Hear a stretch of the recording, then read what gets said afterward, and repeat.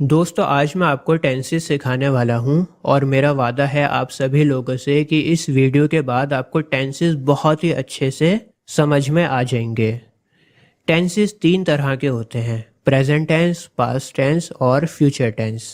Present tense मतलब जो काम हमारा प्रेजेंट में होता है, जो काम हमारा वर्तमान में होता है। पास्ट टेंस मतलब कोई काम है जो आपने पास्ट में किया है। और फ्यूचर टेंस मतलब कोई काम है जो आप भविष्य में करोगे, कोई काम है वो फ्यूचर में होगा।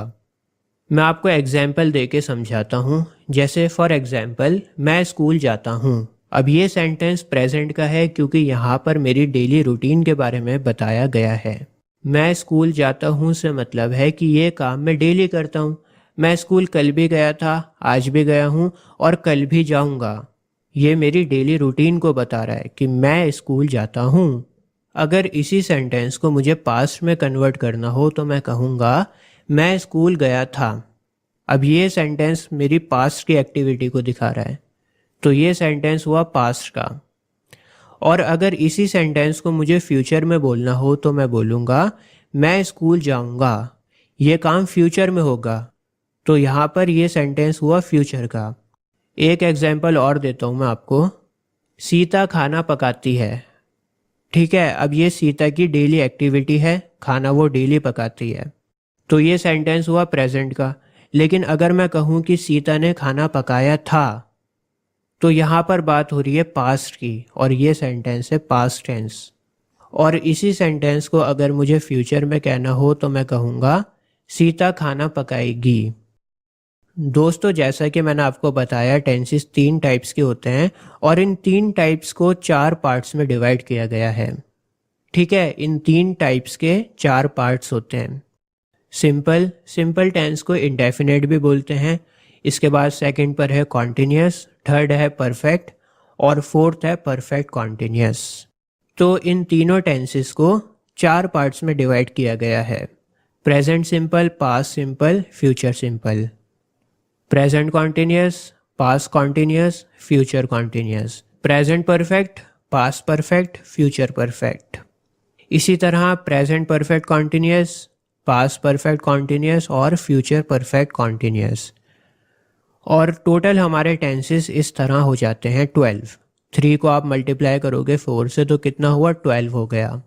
दोस्तों ये एक ब्रीफ ओवरव्यू दिया है मैंने आपको। अभी मैं आपको एक एक पार्ट बहुत अच्छे से समझाने वाला हूँ ताकि आपको एक एक पार्ट बहुत अच्छे से समझ में आ जाए। ठीक है, तो सबसे पहले हम बात करते हैं प्रेजेंट टेंस की। प्रेजेंट सिंपल टेंस, इसका फॉर्मूला बहुत सिंपल है। प्रेजेंट सिंपल टेंस के लिए आपको सिर्फ तीन चीज़ें चाहिए होती हैं, सब्जेक्ट, वर्ब और ऑब्जेक्ट।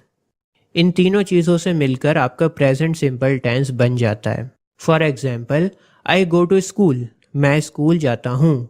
अब यहाँ पर आई आपका सब्जेक्ट है, गो आपका वर्ब है और स्कूल आपका ऑब्जेक्ट है। इसी तरह एक सेंटेंस और मैंने बनाया, शी गोज टू स्कूल, वह स्कूल जाती है। अब देखो सेंटेंस दोनों का बिल्कुल सेम है। ठीक है, बिल्कुल सेम सेंटेंस है, लेकिन यहाँ पर वर्ब अलग है। आई के साथ मैंने लिखा गो और शी के साथ मैंने लिखा गोज, और यही बात आपको समझनी है। आपकी स्क्रीन पर एक चार्ट आ रहा है। इस चार्ट में लिखा हुआ है कि कौन से सब्जेक्ट के साथ आपको वर्ब के ऊपर एस ई एस लगाना होता है। जैसे आई यू वी दे अगर आपका सब्जेक्ट हुआ तो फिर आपको वर्ब के ऊपर कोई भी एस और ई एस नहीं लगाना होता। जो आपका वर्ब होता है एज इट इज़ वो ही रहता है।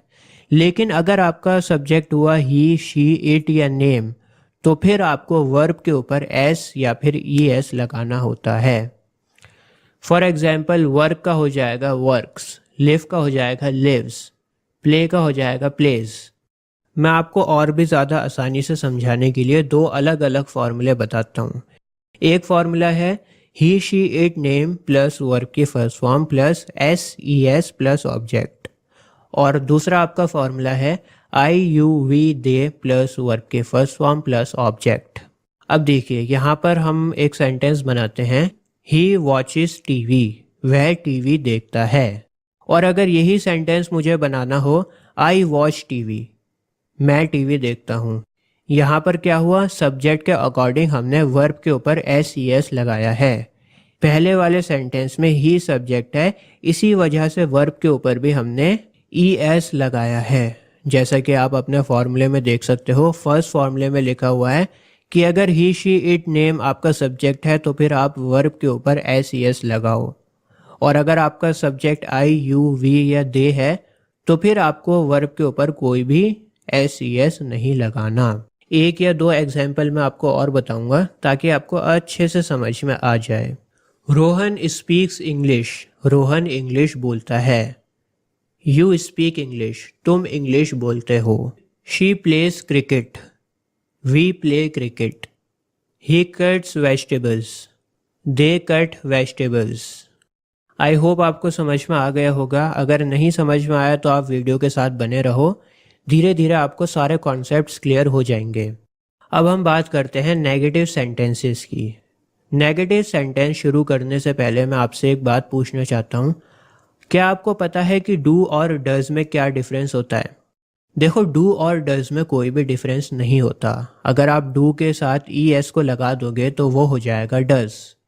जैसे फॉर एग्जांपल अगर आपने वॉच के ऊपर ES लगाया तो वो हो गया वॉचेस। डू एक वर्ब है और उसके ऊपर ES लगाया आपने तो हो गया डज। बस अगर आपने इतनी सी कहानी समझ ली ना, इतना सा कॉन्सेप्ट अगर आपके क्लियर हो गया तो आपका 95% काम हो गया। समझो 95% आपको समझ में आ गया। अब हम नेगेटिव सेंटेंस का फॉर्मूला देखते हैं। नेगेटिव सेंटेंस का फर्स्ट फॉर्मूला है he she it name plus does not plus verb की फर्स्ट फॉर्म प्लस ऑब्जेक्ट, और दूसरा फॉर्मूला है I you we they plus do not plus verb की फर्स्ट फॉर्म प्लस ऑब्जेक्ट। अब यहाँ पर आप थोड़ा सा ध्यान दो, ही शी इट नेम के साथ जो वर्ब लगा हुआ है वहाँ पर हमने कोई भी S और ES को नहीं लगाया। क्यों नहीं लगाया? क्योंकि ES हमने ऑलरेडी डू के साथ लगा दिया है। डू को ES लगाकर हमने डज कर दिया, इसी वजह से वर्ब के ऊपर कोई भी ES लगाने की ज़रूरत नहीं है। कुछ सेंटेंसेस देख लेते हैं। He does not play cricket, वह क्रिकेट नहीं खेलता। आई डू नॉट प्ले क्रिकेट, मैं क्रिकेट नहीं खेलता। Ramesh does not work in the bank. Ramesh यहाँ पर सब्जेक्ट है, डज नॉट आपका हेल्पिंग वर्ब हो गया और वर्ब हुआ आपका वर्क और ऑब्जेक्ट हुआ इन द बैंक। ठीक है। और इसी तरह अगर आपने बनाया कि they do not work in the bank, वे बैंक में काम नहीं करते। She does not wear jeans, वह जीन्स नहीं पहनती। I do not wear jeans, मैं जीन्स नहीं पहनता। आई होप आपको समझ में आ रहा होगा। अब हम बात करते हैं इंटेरोगेटिव सेंटेंसेस की।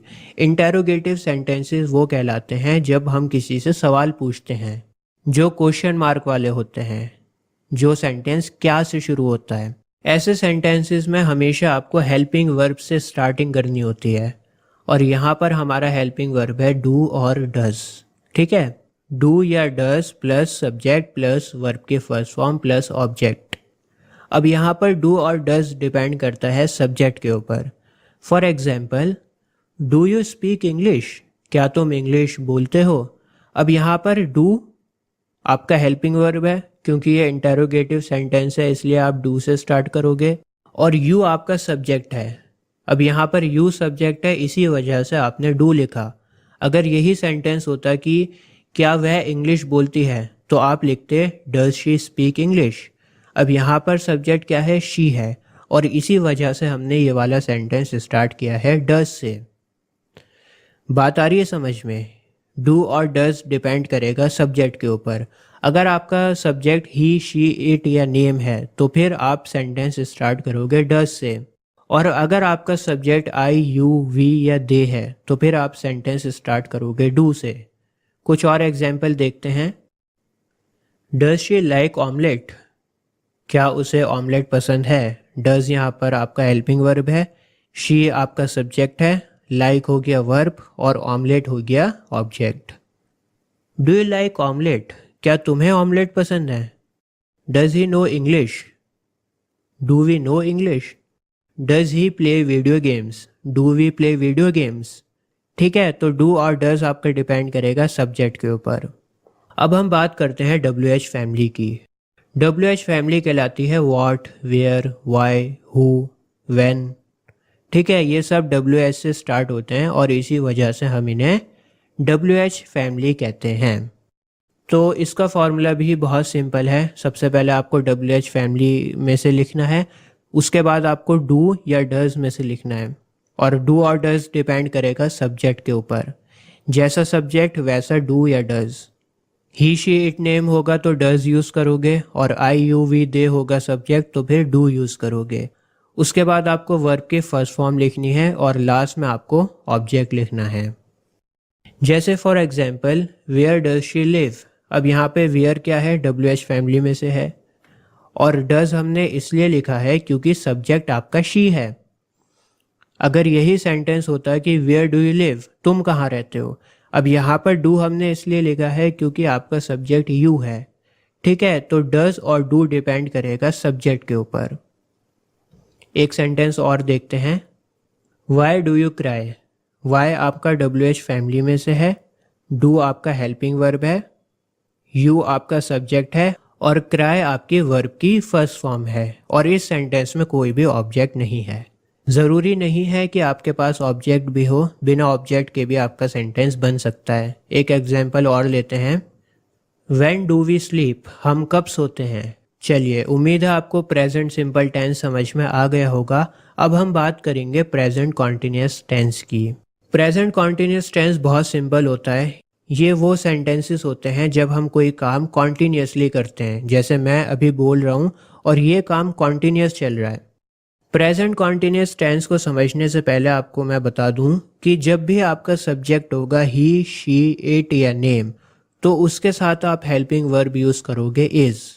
आई के साथ आप हेल्पिंग वर्ब यूज़ करोगे एम, और यू, वी, दे के साथ आप यूज़ करोगे आर। ठीक है, तो फॉर्मूला देख लेते हैं। सब्जेक्ट लिखोगे सबसे पहले, उसके बाद इज़, एम या आर, इन तीनों हेल्पिंग वर्ब में से कोई एक। और ये तीनों हेल्पिंग वर्ब डिपेंड करेंगे सब्जेक्ट के ऊपर। अगर आपका सब्जेक्ट होगा ही, शी, इट, नेम, तो कौन सा हेल्पिंग वर्ब यूज़ करोगे, इज़ यूज़ करोगे। अगर आपका सब्जेक्ट होगा आई, तो फिर आप यूज़ करोगे एम, और अगर आपका सब्जेक्ट होगा यू, वी, दे, तो फिर आप यूज़ करोगे आर। ठीक है, इसके बाद आपको वर्ब की फर्स्ट फॉर्म लिखनी है, और वर्ब की फर्स्ट फॉर्म के साथ आपको ING लगाना है। जैसे प्ले का हो जाएगा प्लेइंग, वॉच का हो जाएगा वॉचिंग, और लास्ट में आपको ऑब्जेक्ट लगाना है। For example, she is learning English, वह इंग्लिश सीख रही है। अब शी आपका सब्जेक्ट हो गया, इज़ आपका हेल्पिंग वर्ब हो गया, लर्न आपका वर्ब हो गया, और ING आपने लगाया तो हो गया लर्निंग, और इंग्लिश आपका ऑब्जेक्ट हो गया। इज़ हमने इसलिए लगाया है क्योंकि हमारा सब्जेक्ट शी है। अगर हमारा सब्जेक्ट होता आई तो मैं बोलता आई एम लर्निंग इंग्लिश, और अगर मेरा सब्जेक्ट होता वी तो मैं बोलता वी आर लर्निंग इंग्लिश। अब हम देखते हैं इंटेरोगेटिव सेंटेंसेस को। इंटेरोगेटिव सेंटेंसेस में जैसा कि मैंने आपको बताया कि आपको हेल्पिंग वर्ब से स्टार्टिंग करनी है, और प्रेजेंट कॉन्टिन्यूस टेंस का हेल्पिंग वर्ब होता है इज़, एम और आर। इन तीनों में से किसी एक के साथ आपको स्टार्टिंग करनी है। उसके बाद आपको सब्जेक्ट लगाना है, उसके बाद वर्ब की फर्स्ट फॉर्म, और वर्ब के फर्स्ट फॉर्म के साथ आपको लगाना है ING, और लास्ट में आपका आएगा ऑब्जेक्ट। जैसे for example, is she making tea, क्या वह चाय बना रही है। इज़ आपका हेल्पिंग वर्ब, शी हो गया सब्जेक्ट, और वर्ब हो गया आपका मेक, मेक के साथ आपने ING लगाया मेकिंग, और लास्ट में आपका है object T. Is she making tea, क्या वह चाय बना रही है। हेल्पिंग वर्ब स्टार्टिंग में आएगा तो वो हो जाएगा इंटेरोगेटिव। कुछ और सेंटेंस देखते हैं। एम आई मेकिंग टी, क्या मैं चाय बना रहा हूँ। आर यू मेकिंग मी फूल, ये थोड़ा सा हार्ड है। आर यू मेकिंग टी, क्या तुम चाय बना रहे हो। एम आई लुकिंग गुड, क्या मैं अच्छा लग रहा हूँ। Am helping verb, I subject, look verb हो गया और उसके साथ ING लुकिंग, और गुड हो गया आपका ऑब्जेक्ट, क्या मैं अच्छा लग रहा हूँ, एम आई लुकिंग गुड। उम्मीद है यहाँ तक आपको क्लियर हो रहा होगा, और अगर वीडियो पसंद आ रही है तो प्लीज़ इसको लाइक ज़रूर करना। आपके लाइक से ही हमें मोटिवेशन मिलती है। चलिए आगे बढ़ते हैं। आगे देखते हैं WH फैमिली को। WH फैमिली में भी आपको क्या करना है, सबसे पहले WH फैमिली को लिखना है, उसके बाद इज़, एम या आर में से कोई एक हेल्पिंग वर्ब आएगा और ये डिपेंड करेगा सब्जेक्ट के ऊपर। उसके बाद आएगा वर्ब की फर्स्ट फॉर्म, वर्ब की फर्स्ट फॉर्म के साथ लगेगी आईएनजी और लास्ट में होगा आपका ऑब्जेक्ट।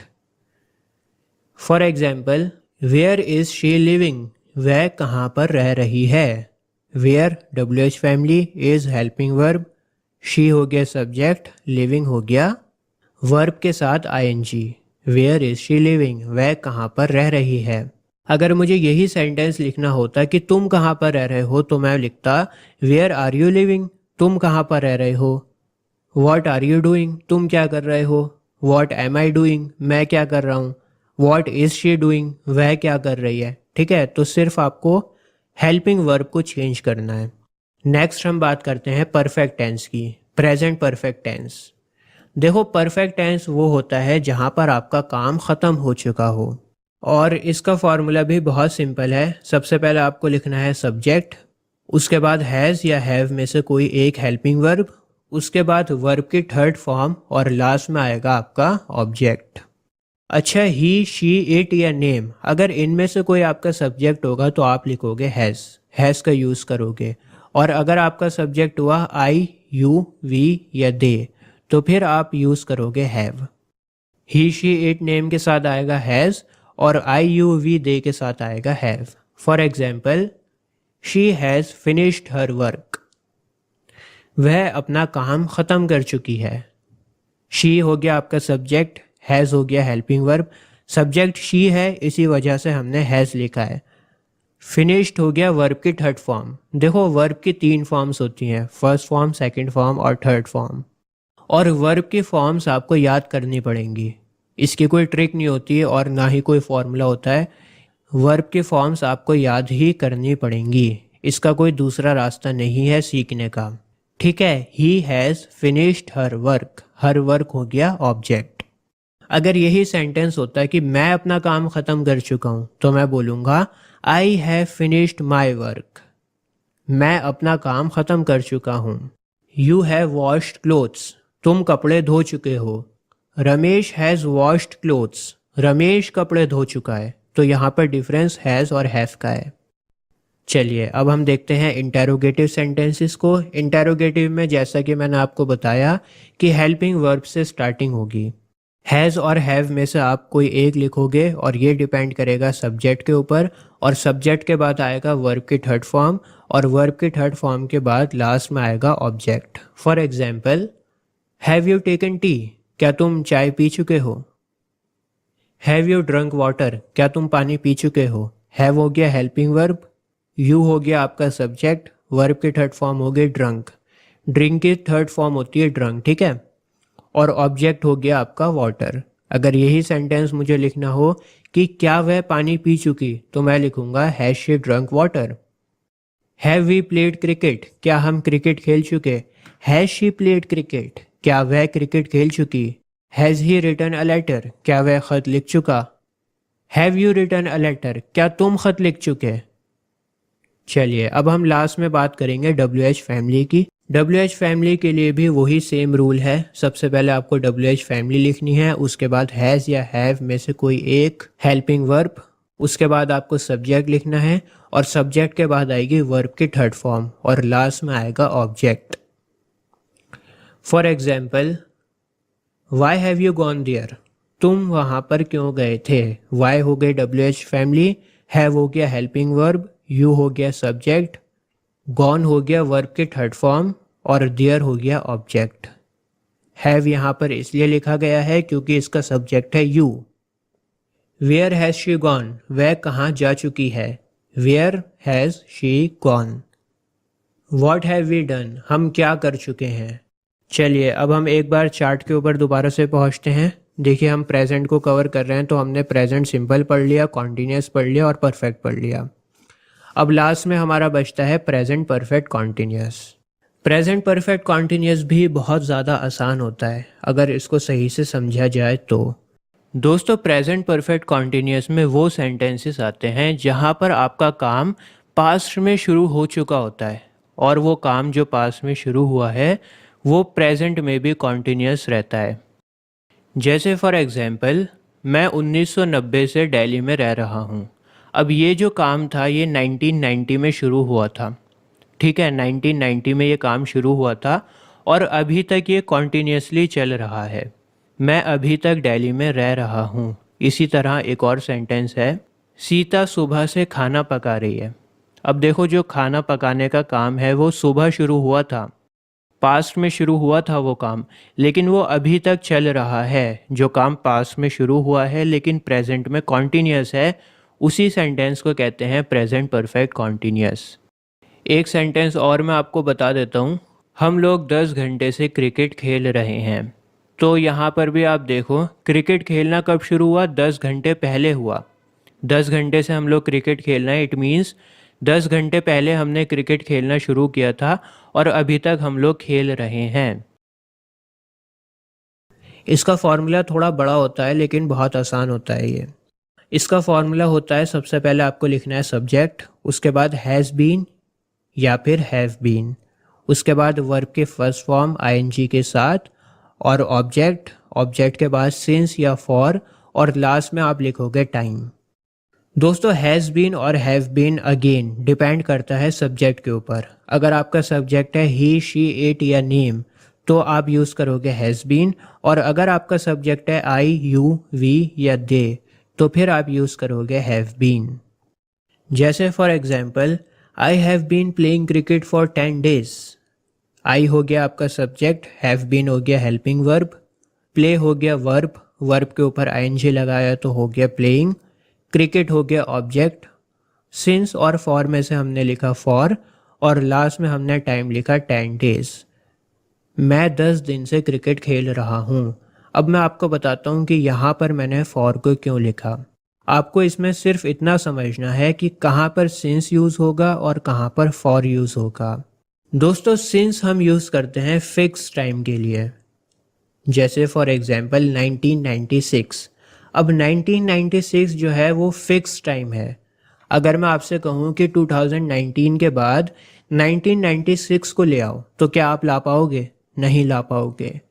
1996 फिक्स्ड है। 1996 1995 के बाद आया है और 1997 से पहले आया है, उसको आप हिला नहीं सकते, वो फिक्स्ड है। इसी तरह मैंने कहा संडे। अब संडे भी फिक्स्ड है। संडे हमेशा सैटरडे के बाद आएगा और मंडे से पहले आएगा। अगर मैं आपसे कहूँ कि संडे को थर्सडे के बाद ले आओ तो क्या आप ला पाओगे? कभी आज तक ऐसा हुआ है कि थर्सडे के बाद संडे आया हो? नहीं हुआ। तो संडे, मंडे, ट्यूसडे ये सब फिक्स्ड हैं। इसी तरह मॉर्निंग, इवनिंग या फिर नाइट, ये तीनों भी फिक्स्ड हैं। अगर मैं आपसे कहूँ कि रात के बाद आप इवनिंग को ले आओ तो क्या ऐसा पॉसिबल है? नहीं पॉसिबल है। रात के बाद हमेशा सुबह होती है, मॉर्निंग होती है और मॉर्निंग के बाद ही इवनिंग होती है। ये तीनों चीज़ें भी फिक्स्ड हैं। और इसी तरह हमारे मंथ्स भी हैं, जैसे फॉर एग्जांपल जनवरी। अगर मैं आपसे कहूँ कि अगस्त के बाद जनवरी को ले आओ तो क्या आप ला पाओगे? नहीं ला पाओगे। तो ये सब क्या हुआ? ये हुआ फिक्स टाइम। अब देखते हैं फॉर को। फॉर यूज़ होता है नॉट फिक्स्ड, जो टाइम हमारा फिक्स नहीं होता। जैसे फॉर एग्जांपल 10 days। अब ये 10 days फिक्स नहीं है। ये 10 days किसी भी महीने के हो सकते हैं, किसी भी मौसम के हो सकते हैं। ये 10 days गर्मियों के भी हो सकते हैं, सर्दियों के भी हो सकते हैं, ठीक है, बरसात के भी हो सकते हैं। और ये 10 दिन आपके जनवरी के भी हो सकते हैं, मार्च के भी हो सकते हैं। आप मुझे बता थोड़ी सकते हो। ये नॉट फिक्स्ड हैं, ये किसी भी महीने के हो सकते हैं। इसी तरह अगर मैंने आपसे कहा कि 10 हफ्ते, 10 वीक्स, अब आप मुझे बता सकते हो कि ये 10 वीक्स कौन से हैं?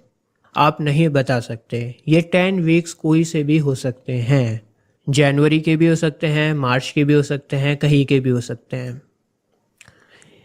इसी तरह अगर मैंने आपसे कहा 10 years, अब ये 10 साल कौन से हैं? कोई बता सकता है? नहीं बता सकता। 2010 से 2020 के भी हो सकते हैं, 1990 से 2000 के भी हो सकते हैं, कोई से भी हो सकते हैं, हमें क्या पता। अगर मैंने कहा कि 2 घंटे, 2 hours, तो ये 2 hours भी नॉट फिक्स्ड हैं। ये 2 घंटे सुबह के भी हो सकते हैं, शाम के भी हो सकते हैं, रात के भी हो सकते हैं। तो जो टाइम आपका फिक्स्ड है वहाँ पर होगा सिंस, और जो टाइम आपका फिक्स नहीं है वहाँ पर आप यूज़ करोगे फॉर। उम्मीद है आपको समझ आ गया होगा, बहुत आसान लैंग्वेज में मैं आपको समझा रहा हूँ। अब हम अपने फॉर्मूले के ऊपर वापस चलते हैं। 2-3 सेंटेंस और मैं आपको बताता हूँ ताकि आपको कॉन्सेप्ट अच्छे से क्लियर हो जाए। For example, he has been washing clothes since morning. He यहाँ पर सब्जेक्ट है और सब्जेक्ट ही है, इसी वजह से हमने यहाँ पर हैज़ बीन लिखा है। वॉशिंग हो गया वर्ब, क्लोथ्स हो गया ऑब्जेक्ट, सिंस मॉर्निंग हो गया यहाँ पर आपका टाइम। और सिंस हमने इसलिए लिखा है क्योंकि यहाँ पर मॉर्निंग है, मॉर्निंग आपका फिक्स टाइम है। एक सेंटेंस और ले लेते हैं। We have been cooking foods for 10 days. हम 10 दिन से खाना पका रहे हैं। वी यहाँ पर है सब्जेक्ट, इसी वजह से हमने हैव बीन लिखा है। कुकिंग हो गया आपका वर्ब, फूड हो गया ऑब्जेक्ट, और फॉर इसलिए लिखा है यहाँ पर क्योंकि 10 डेज आपका नॉट फिक्स टाइम है। चलिए प्रेजेंट परफेक्ट कॉन्टिन्यूअस में इंटेरोगेटिव देखते हैं। इंटेरोगेटिव सेंटेंस हमेशा की तरह हेल्पिंग वर्ब से स्टार्ट होगा और यहाँ पर आपका हेल्पिंग वर्ब है हैज़ या फिर हैव। हैज़ या हैव में से कोई एक लिखोगे, उसके बाद आप लिखोगे सब्जेक्ट, सब्जेक्ट के बाद लिखोगे बीन, बीन के बाद लिखोगे वर्ब की फर्स्ट फॉर्म आईएनजी के साथ, उसके बाद ऑब्जेक्ट, उसके बाद सिंस या फॉर में से कोई एक, और लास्ट में आपका टाइम। जैसे has she been crying for 2 hours। क्या वह 2 घंटे से रो रही है। Have you been learning English since 2010। क्या तुम 2010 से इंग्लिश सीख रहे हो। अब हम लास्ट में देखेंगे WH फैमिली को। WH फैमिली में भी आपको सबसे पहले WH फैमिली लिखना है, उसके बाद हैज़ या हैव, उसके बाद सब्जेक्ट, उसके बाद बीन, उसके बाद वर्ब के साथ आईएनजी, फिर आता है आपका ऑब्जेक्ट, उसके बाद सिंस या फॉर में से कोई एक, और लास्ट में आता है आपका टाइम। कुछ सेंटेंसेस देख लेते हैं। Why have you been living here since 1990। तुम यहाँ पर क्यों रह रहे हो 1990 से। वाई WH फैमिली, हैव हो गया हेल्पिंग वर्ब, और हैव इसलिए लिखा है क्योंकि आपका सब्जेक्ट यू है। उसके बाद बीन, उसके बाद वर्ब के फर्स्ट फॉर्म आईएनजी के साथ, उसके बाद ऑब्जेक्ट है, उसके बाद हमने सिंस लिखा है क्योंकि 1990 आपका फिक्स टाइम है। What has she been doing for 5 years? वह 5 साल से क्या कर रही है। तो दोस्तों उम्मीद करता हूँ आपको प्रेजेंट टेंस अच्छे से समझ में आ गया होगा। अगर नहीं आया अभी भी समझ में तो कमेंट्स में लिख देना और एक बार वीडियो को और देख लेना। मैं आप लोगों के लिए पास्ट टेंस की अलग से वीडियो बनाऊंगा। पास्ट टेंस की वीडियो कल अपलोड हो जाएगी और ऊपर आई बटन में मैं डाल दूंगा। और पास्ट टेंस के बाद मैं फ्यूचर टेंस को बनाऊंगा, तो अगले 2 दिन में आपके पूरे टेंसेस ख़त्म हो जाएंगे। आपको ये वीडियो कैसी लगी मुझे कमेंट्स में लिखकर ज़रूर बताना। आपके कमेंट्स का इंतज़ार मुझे रहता है। आज के लिए बस इतना ही। जय हिंद।